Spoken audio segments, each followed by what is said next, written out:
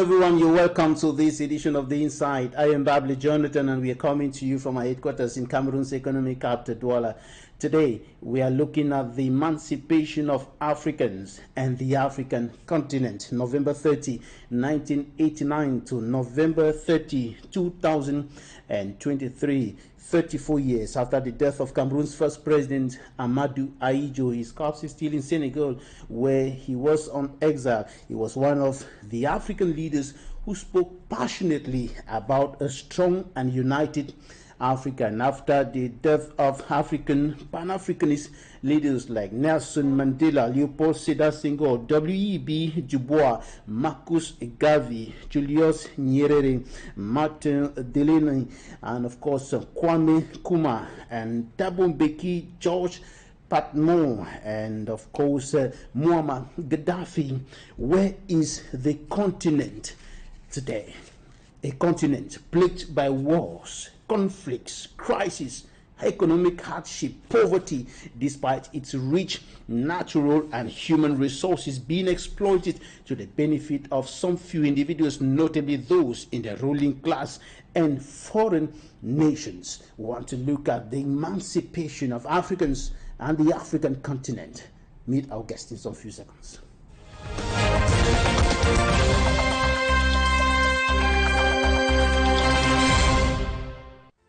Our guest today is HARDI YAKUBU. He is the coordinator of Africans Rising, a Pan-African movement working for unity, justice, peace, and dignity. He is a Kwamaist, revolutionary social scientist, organizer, researcher, and system thinker, a firm believer in the African personality. As in Kwame, his vision is to see a united Africa under one federal government to guarantee economic freedom for Africans and restore the dignity of Africans. How do you welcome to the program? Thank you very much, my brother, and I'm very happy to join you tonight. We appreciate your time. You're joining us from Accra, Ghana. Now, it's been 34 years. I'm joining you from Accra, indeed. Right, it's been 34 years that the first president of the Republic of Cameroon, one of the African leaders who spoke passionately about a strong and united Africa, died, and his mortal remains is still in Senegal, where he was on exile. It's not been brought back home, and they have been called home, and for him to be honored, not just as the first president of Cameroon, but as one of the African leaders who stood up and spoke passionately about the unity of Africa. What do you think about this? Well, first of all, I'd like to commiserate with you on this anniversary and to say that our ancestors and our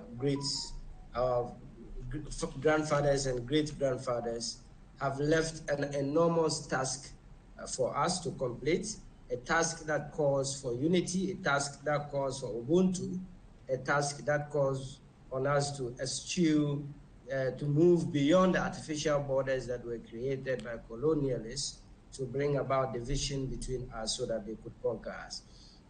It is a very interesting history, because if you look at the death of Kwame Nkrumah, who was also one of the colleagues of the former president, who championed African unity and Pan-Africanism, he also did not die in Ghana, which he had led to independence. He died in Romania. His remains were then shipped back to Guinea, where he was living after the overthrow that happened in 1966. So, as you can see, the forces against the unity of Africa are very enormous. These forces are trying to make sure, forces that are trying to make sure on a daily basis that we do not come together. And therefore, it is necessary for African people to see through this. I want to salute all former presidents. I want to salute all the grandfathers and great-grandfathers and grandmothers who gave their lives to bring liberation to Africa, and who gave us a vision and hope to look up to, the vision of a united Africa under one federal government with the military and economic power to ensure that the worst Holocaust and the worst oppression in history of mankind, that is the slavery and colonialism of Africa, never happens in our lifetime. So we are very proud of them. We are very proud of the work that they did, and we are going to continue that work until we see a united Africa. And the question today is, what has happened to that vision of a united and strong Africa? What has happened to all the efforts? What has happened to the liberation that you're talking about? Africa today is more or less an African continent that is not reflecting the vision of Kwame Nkrumah, of Amadou Ahidjo, of Nelson Mandela, and so on. It is a tragedy, my brother, and I think you have captured that tragedy in a very poignant way. You have summarized it very beautifully, my brother. But that tragedy came about as a result of, some will say, the middle generation. You know, the immediate post-independent leadership of Africa was a leadership that had a longer-term vision to lay the foundation of an Africa that will prosper and that will not have to go back to the years of domination and oppression. However, after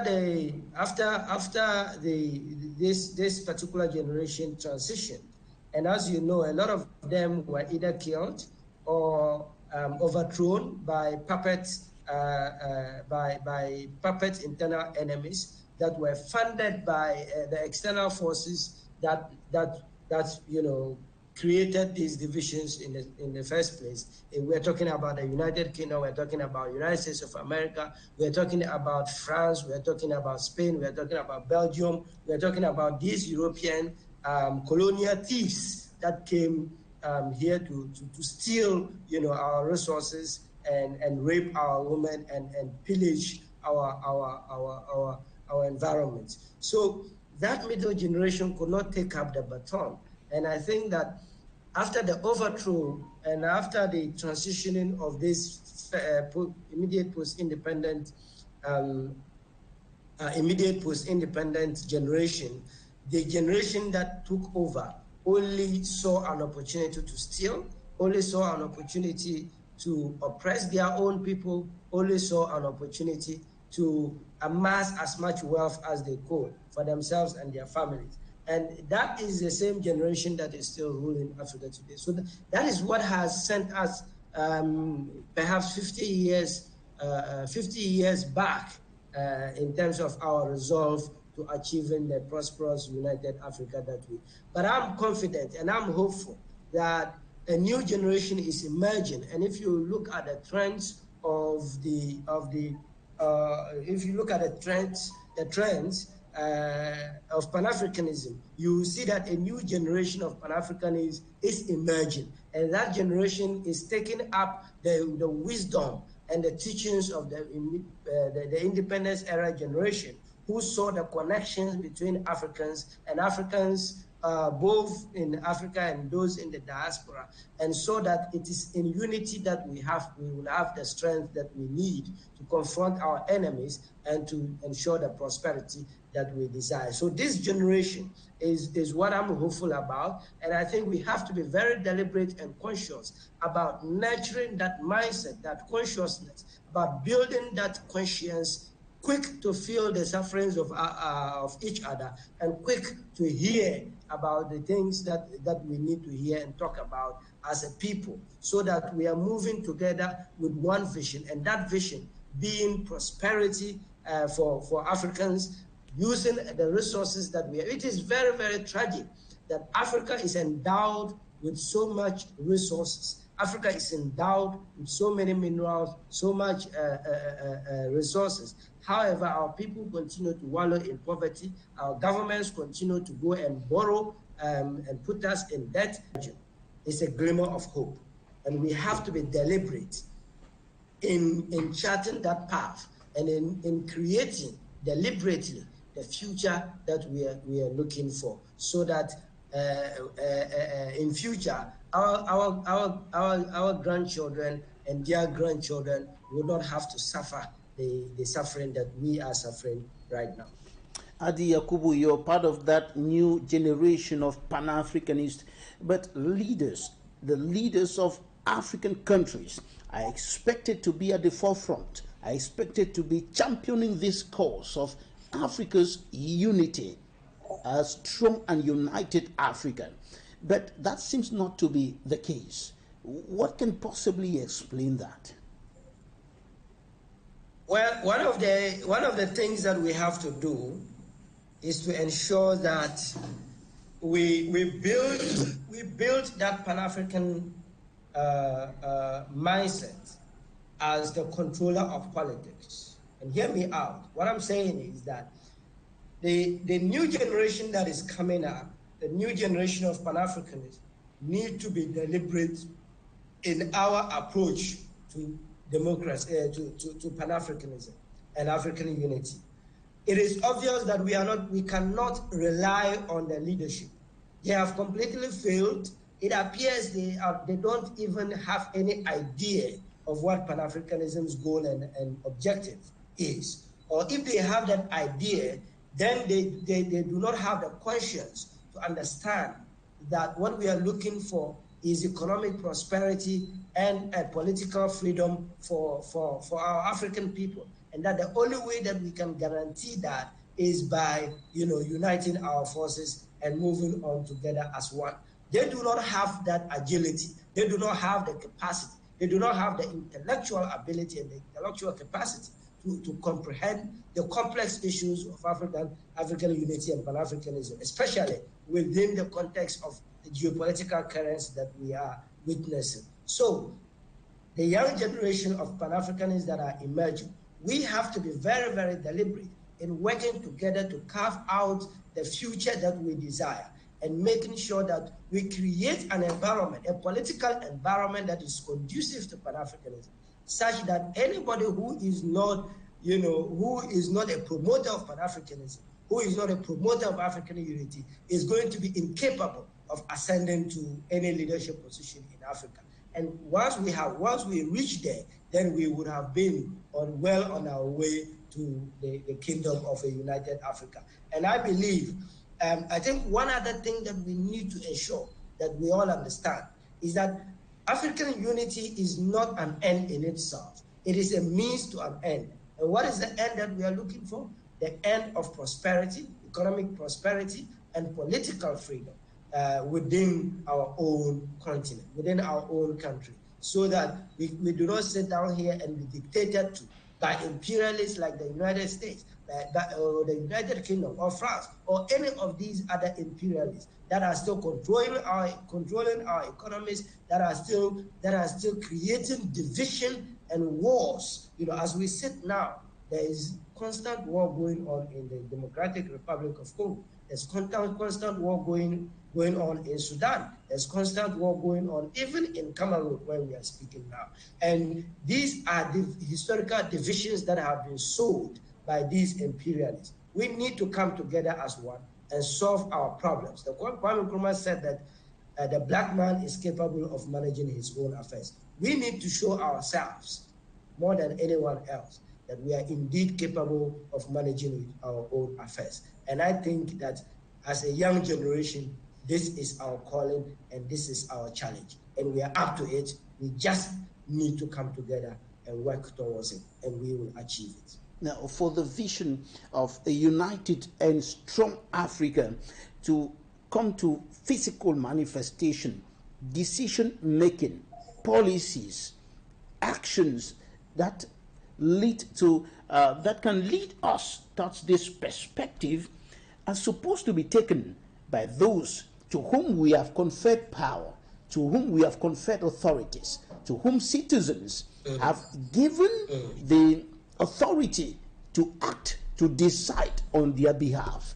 But these leaders seem to be caught up in a kind of yoke, in a kind of captivity that seems to be manipulated from outside the continent. What's your take on this? Absolutely, absolutely. And let me just, also say that, I mean, the way you frame these questions are very brilliant, and I think you have a very, insightful way of looking at these issues. So thank you very much for that. For me, when I look at, what is happening now in terms of what you call the lack of vision in policy making, where a lot of the things that are happening are being dictated from external forces, then I look at the vision of our founding fathers, the vision and founding mothers, the vision that they laid bare, about an Africa that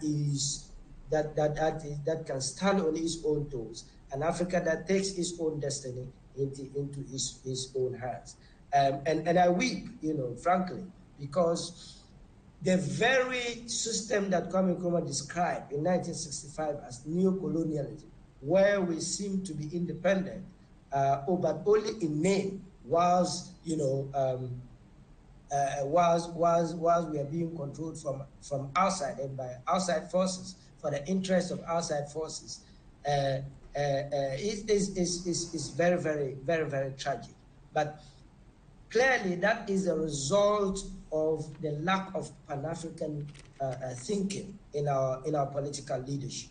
And not just our political leadership, even our religious leadership, our traditional leadership, our intellectual, academic leadership, even within the media, and all of these things are connected. So, in a nutshell, what we need to do is to sit down and take stock. I think we've agonized enough. What we need to do is to organize. We must stop agonizing and start organizing. We have so much history behind us. We have so much history. And that history must be able to teach us something about what we can do with our enormous human resources and enormous material resources that we are endowed with by Providence. And we must enter schools. We must ensure that educational systems appreciate the extent to which Pan-Africanism can liberate our economies and our political systems. We must have education systems that teach young people about the glorious history of Africa that was truncated by slavery and colonialism. We must have education systems that teach African students about the material resources that we possess and the need for us to come together to harness these resources for our own benefit. We must have an education system and a political environment that teaches young people about how to reach across the artificial borders, about how to demolish these artificial borders in our minds. There is no reason why somebody from Cameroon going to Nigeria needs to face any serious restrictions at the border. There is no reason why somebody from Nigeria going to Tanzania or somebody from Cameroon going to Senegal needs to have a visa in order to enter. It does not make sense. It does not make sense. And it makes even less sense if you look at the fact that somebody with a French passport, with a France passport, can enter both Cameroon and Senegal without needing a visa. Why is it that we give access to foreigners and external people more than our African people? So these are some of the things that need to be demolished from the minds of our African young people, so that when we take up leadership positions, when we take up the mantle of leadership in Africa, we are able to distinguish between who has the interest of Africa at heart and who doesn't. And we are able to make policy based solely on what pushes the interests of the African people forward. Without this, I am afraid we are not going to move forward. And this is not going to come by chance. It is something that ought to be deliberately designed and executed. And therefore, we have to stop sleeping. And we have to work hard to make sure that we achieve this objective. Right, we're going to take a look at what the newspapers reported this week in Cameroon. Let's go to the newsstands, the press review.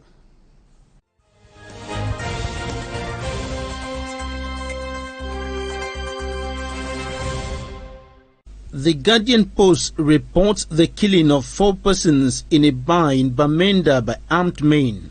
Another issue of the daily newspaper highlights the successes, challenges and way forward for the National Disarmament, Demobilization and Reintegration Centers after 5 years of existence. The Guardian Post also takes its readers into the alarming rate of gender-based violence in Cameroon as government reveals 59 women were killed in gender-based violence this year.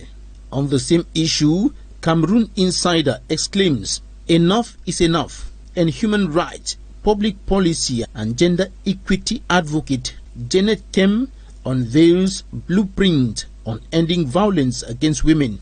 On the front page of the Post, Dr. Aristide Monod says, "No party can beat the Cameroon People's Democratic Movement (CPDM) political party in the current electoral system."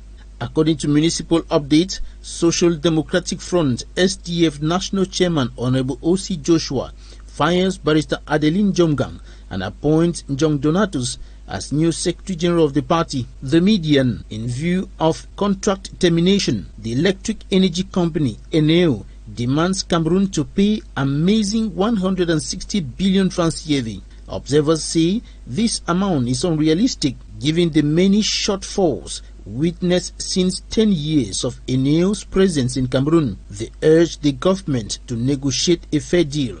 Municipal Update reports that Southwest Governor Khalid Bilai has ordered investigations into illegal cocoa exportation and abandoned projects. Another issue of Municipal Update says Prime Minister Chief Dr. Joseph John Gute has updated members of Parliament on government's 2024 roadmap on a budget of 6,740.1 billion francs yearly.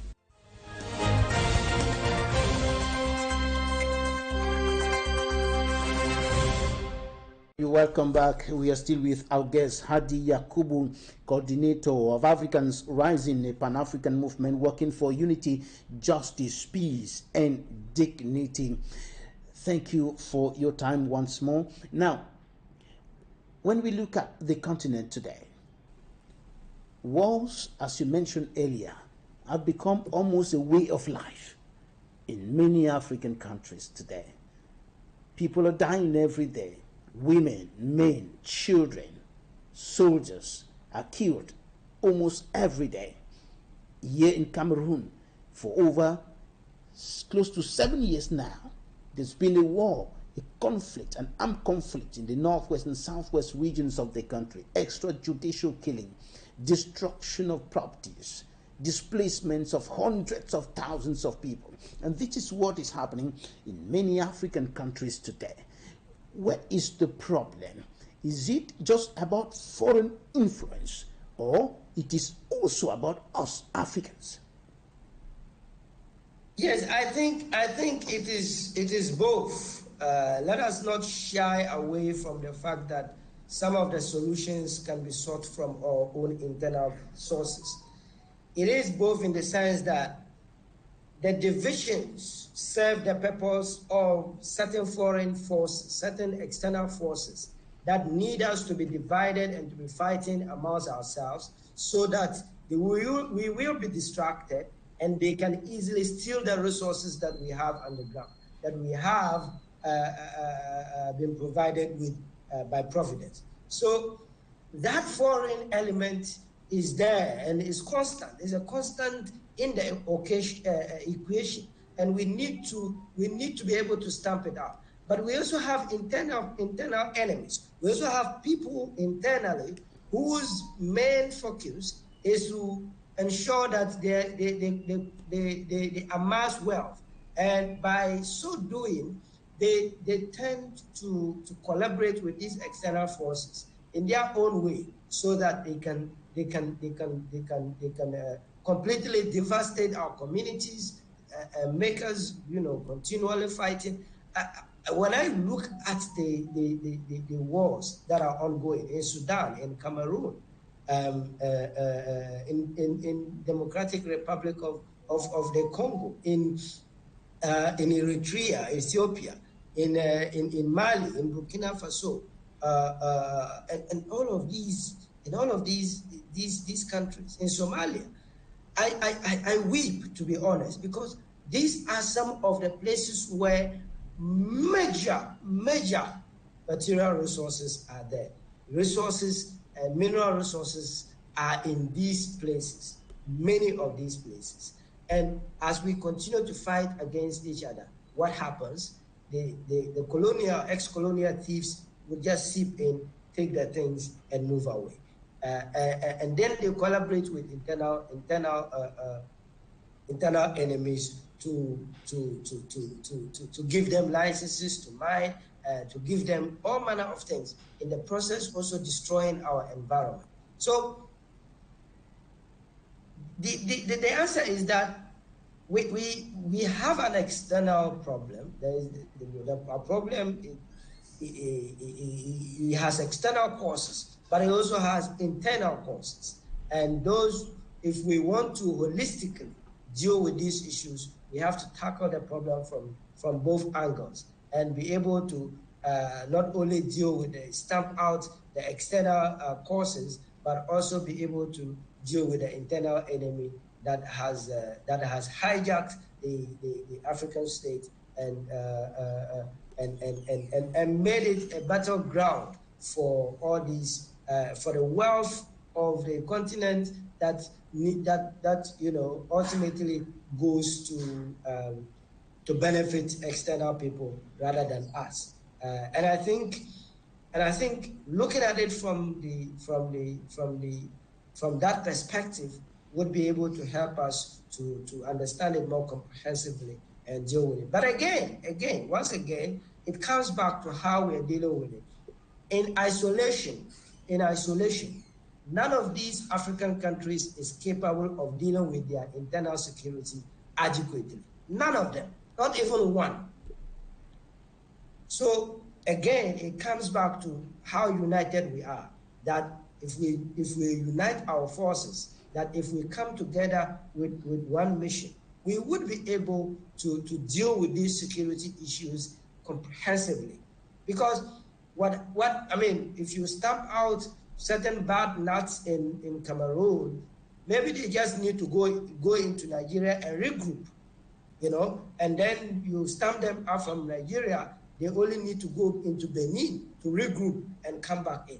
But if we are dealing with them from both angles, from Cameroon, from Nigeria, from Benin, from Ghana, from Ivory Coast, they would have nowhere to go, and therefore they would have no option but to lay their arms. But if you are dealing with them in isolation,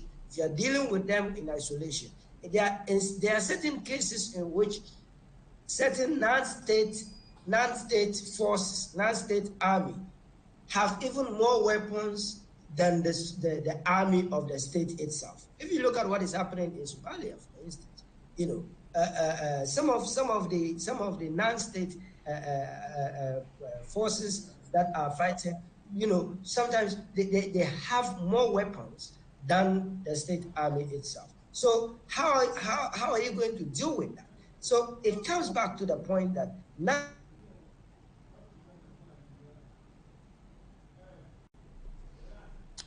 Right, some connection issues there with HARDI YAKUBU joining us from Accra, Ghana, and we're talking about the emancipation of Africans and the African continent and how to come out of this cycle of hardship, poverty, economic issues, and of course political and security issues affecting the continent. HARDI YAKUBU, if you're back with us, you're focusing on, your organization, Africans Rising, which you're leading as the coordinator, is leading a solidarity movement in the specific case of Sudan. Can you tell us more about that? Yes, so when it comes to Sudan, it's also a very tragic case of state failure, and as you know, the long-term dictator Omar al-Bashir was ousted in 2009 after people rose up in numerous demonstrations to against his rule after he had been in power for more than 30 years. And the army basically stepped in to steal the revolution of the people, if I may put it that way. And in so doing they created the environment where instability could triumph. If you look at the army people who took over the government, who created the civilian transitional government, and then came back and fired the transitional government, the civilian transitional government, and took it over.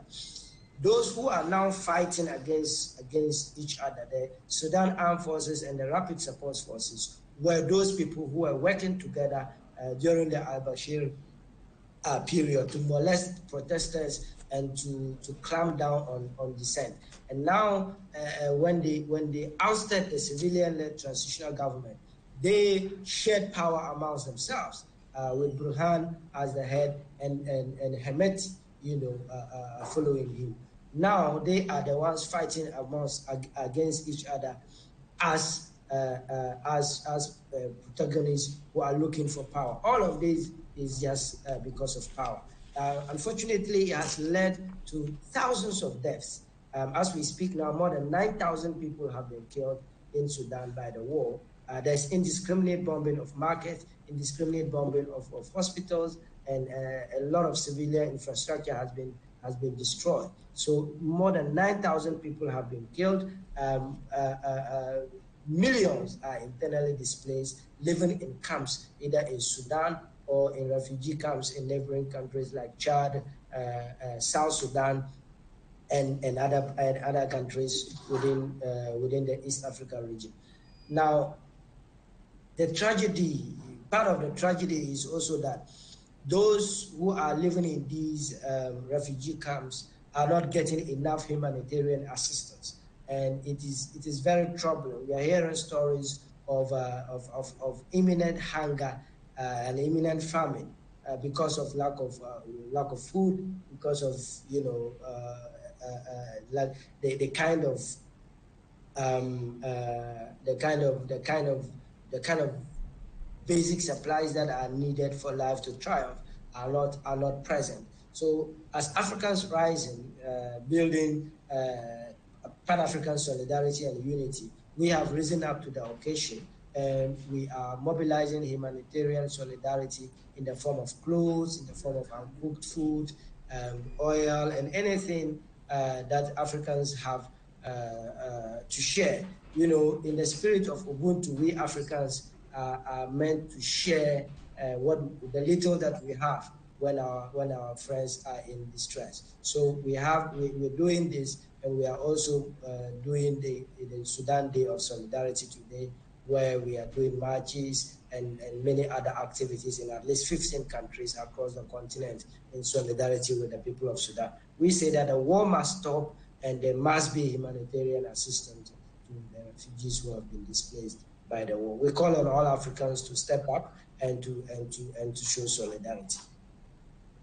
Right, and this is part of your fight for unity, justice, peace, and dignity in several African countries today, not only in Sudan. What are you doing in view of, in the perspective of bringing up young Africans to join this training, to join this fight? Because today it can be observed, like here in Cameroon and other African countries, that young Africans in particular, and Africans in general, are more or less passive observers. And this partly because of repression, because of the fear of the unknown, fear of what could happen if they rise up and speak against the ills, and speak for Africa's unity. Yes, you are very right, my brother. Today, as some of our people were having a peaceful march in Uganda for the Sudan solidarity, two of the members were arrested by police. So you are right. It's not easy, but we have to keep knocking at the door and letting people understand that solidarity is not a crime. We are showing solidarity with our comrades in Uganda who have been arrested. One thing about Africans Rising is that if you do anything that supports the African cause and you are targeted or you are molested or you are harassed, we are not going to leave you alone. We will be with you all the way, making sure that we are in solidarity and excuse me, and that we are taken care of, because we have to take back our continent. We have to take it back. The people are those who wield the power, and whatever we give to the people who exercise authority, we give it to them for a temporary period. So when they are not doing what ought to be done, we have the right to take back our power. And power belongs to the people. So by continually organizing and educating and studying amongst ourselves and building, livelihoods, we create the environment where we build the confidence in ourselves to be able to bond together and take back the power for the people. Power belongs to the people. And I think that is the main canon of democracy. That is the main canon of African political setup. And therefore, we believe that by continually organizing and doing political education and making sure that we stand in solidarity when the need be, like we're doing in Sudan, like we're doing with DRC, like we've done in the past with Cameroon, like we've done with Kenya, and all of these things, we break down the barriers between us. And once we come together as a people, no power anywhere, no force anywhere can stop us. So our power is in our unity. Our power is in our coming together as a people. All right, we're going to take some interviews now, and we'll be back in a short while. Interviews of the week.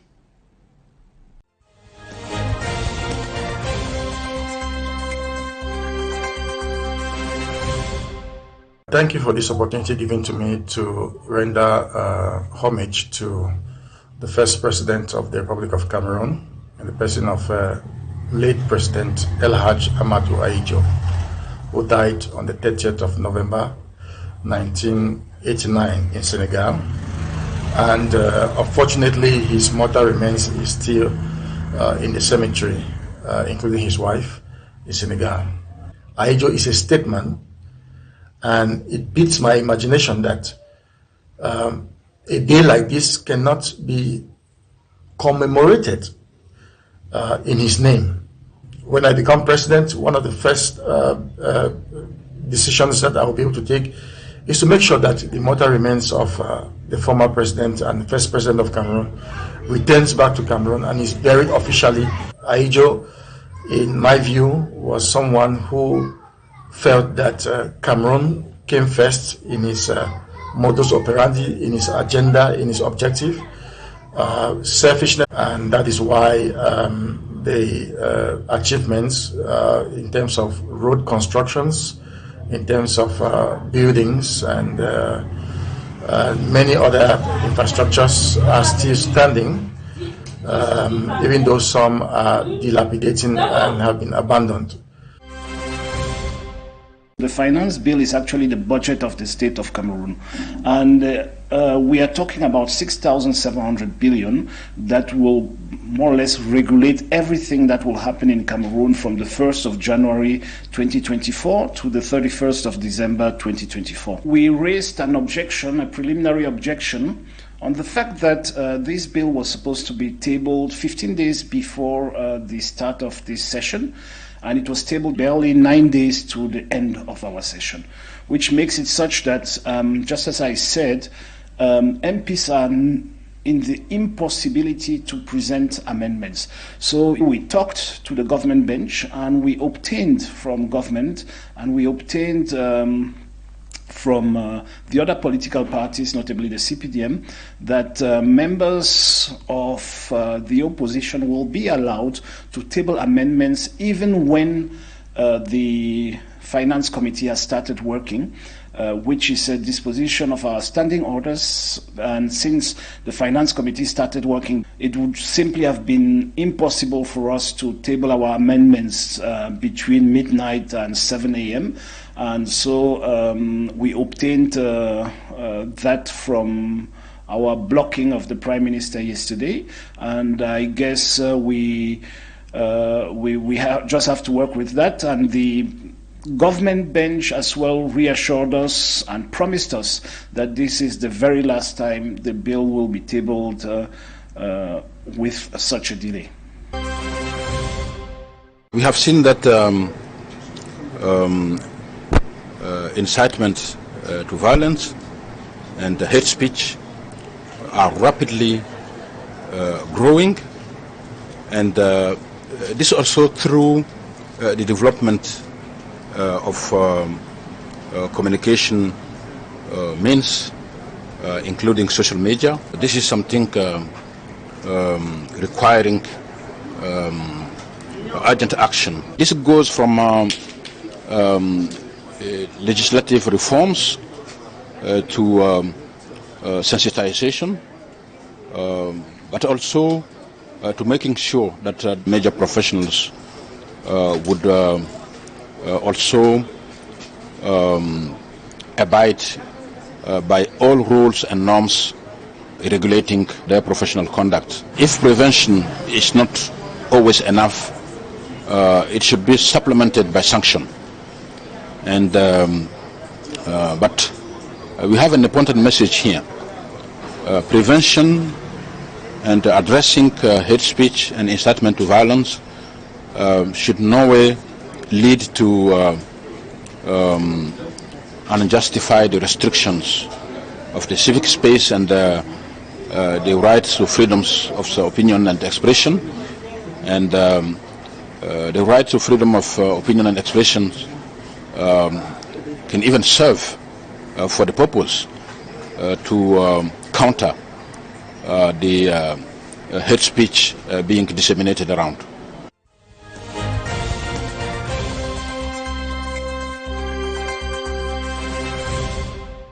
You're welcome back. Thank you for staying with us. HARDI YAKUBU, how crucial is it for Africans to begin to stand for each other, supporting each other, especially in times of crisis like the situation in Sudan, for which you're calling on Africans to rise up and support the people who are suffering in that country, just like many who are suffering in other parts of the continent, and even here in Cameroon, in the northwest and southwest regions of the country, in the far north where there are security crises. How crucial is it for Africans to start supporting each other, standing for each other, believing in themselves? No, it's absolutely crucial, and I think we cannot emphasize it enough. There is a saying in Africa that in the spirit of Ubuntu, I am because we are, and we are because I am. I am because you are, and you are because I am. Without you, I'm nothing. And without me, you are also nothing. I think that is the principle of Ubuntu that our parents have raised us with. And now more than ever, it has become more important. Just look at the world. There's so much turmoil. There's so much hardship.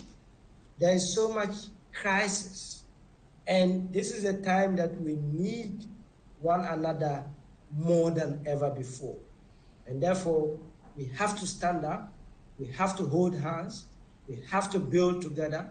We have to keep together and make sure that as Africans, the understanding that it's only by banding together that we can adequately deal with the challenges that we face is a no-brainer. It's something that is so obvious that it doesn't even need any proof. And we've seen how in history coming together has actually served our interests. And if you look at in other parts of the world, it's only by coming together that they're able to have the power that they have. If you look at the United States of America, if you look at the European Union, if you look at the former Soviet states, these are large conglomerations of states and of peoples that come together for their common interests. We also have to come together. We also have to rise together to support one another.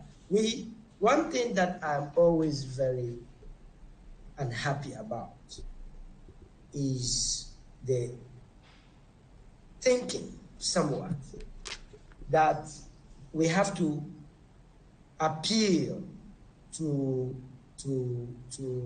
Europeans or Americans to come to our aid anytime that we have crisis in Africa. I don't think that is a good policy, and I think it is something that has not served us well.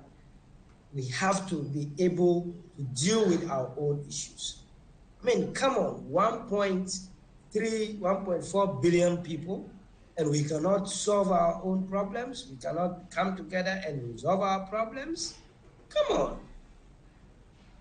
The only thing holding us back is our division. Our division is the only thing holding us back. And for me, we really, need to deal with it. And this is the time for us. There's no time to waste. This is of urgency. This is of enormous urgency.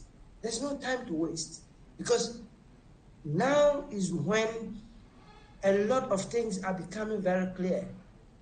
The hypocrisy of the international community when it comes to African issues. Their so-called lectures on democracy, when they themselves do not practice democracy. That the need for us to define for ourselves what is ethical governance, what is our own democracy. We used to practice democracy before the white man came to Africa. And so why do we behave as if we are, as if they are now our masters? They are not. And that pretense needs to be exposed, and it is being exposed by recent events. And we've seen how the devastation of profiteering, excessive profiteering, is causing the climate to crash down upon us as humanity. We are seeing the effects of wanton extractivism, which has led to unbridled inequality that is driving the world towards a cliff. We've seen how the dominant economic models that have been pushed down on Africa has led to the ownership and control of African economies by foreign multinational companies. We've seen how these foreign multinational companies will do everything that they can to evade taxes, to engage in money laundering, and to engage in illicit financial flows that deprive Africa of trillions of dollars per year. We've seen how international, multinational, multilateral financial and economic institutions across the world has caused devastation to our economies by pushing down neoliberal policies that do not serve our interests. I'm talking here about the IMF and the World Bank that have led us to enormous debt, you know, in our economies that are basically strangling us. So, in a nutshell, this is not the time to go it alone. This is not a time for isolation. This is a time for us to come together. It is more urgent now as Africans than ever before. This is a time for us to come together. This is a time for us to hold hands. This is a time for us to plan together. This is a time for us to fight together. This is the time for us to build together. Because in unity lies strength. A house divided against itself cannot stand.